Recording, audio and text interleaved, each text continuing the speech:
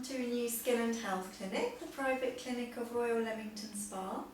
We do aesthetic and cosmetic treatments here, and I'm going to be speaking with Dr. Jar about Botox and the various treatments he can do here for that. Hi Dr. Jar, nice Hello. to meet you. I recently came to know that you have treated some clients with Botox, which is not available elsewhere in the area. Can you possibly tell me what these are and how unusual they can be, please? Okay. Botox, as we know commonly, is treated for the upper half of the face, which is the forehead, crow's feet area, and the glabella line, or the line 11. So they're common. They're quite common, and most of the clinics across the country, they treat these areas with Botox, and the muscles freeze as a result, and then you don't have any visible lines on the forehead or the glabella or the crow's feet. But uncommonly, Botox is used for various other conditions, for cosmetic purposes and for medical reasons as well.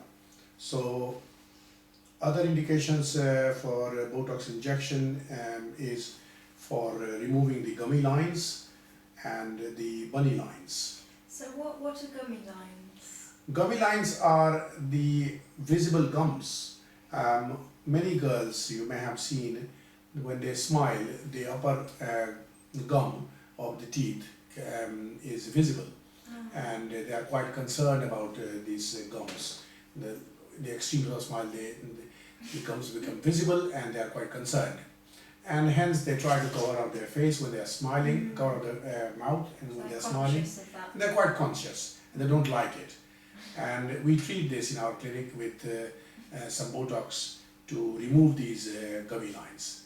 And the bunny lines are the lines which are scrunching lines. They typically appear on the bottom of your nose, around here in the extremes of their smiles.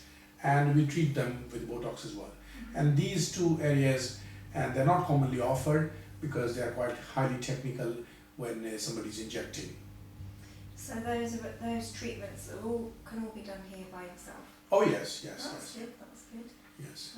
And is there anything else you can treat with Botox? Yeah, sure. We also have been treating various other conditions, or as I said, medical conditions, such as twitches in the face, or twitching of the face, or also called blepharospasm, in which case there is involuntary movements of one of the eyes. And what's involuntary? Involuntary is where there is no control of oneself, so there is a continuous movements happen, and you do not have any control over it. And these tend to happen when you are more conscious So that it is can't happening. Control that. And with Botox, we treat with the Botox these twitching in the eyes or blepharospasm, and they do very well. And there is no involuntary movement after the Botox treatment, which you generally see after a week of treatment. People don't have such involuntary movement. So you can control these tics in the face or twitchings in the face or involuntary movement in the upper eyelid or lower eyelid. We recently treated a few clients on that category. And have you got any pictures that you can show me of your work? That you've Yes, done? yes, yes, certainly. I'll show you these pictures. Now, as you see here in this girl's picture, there is a gap of about 1 centimeter when she's smiling, and the gum is visible, which obviously this particular girl didn't like it. And see, after the treatment, the gums are not visible.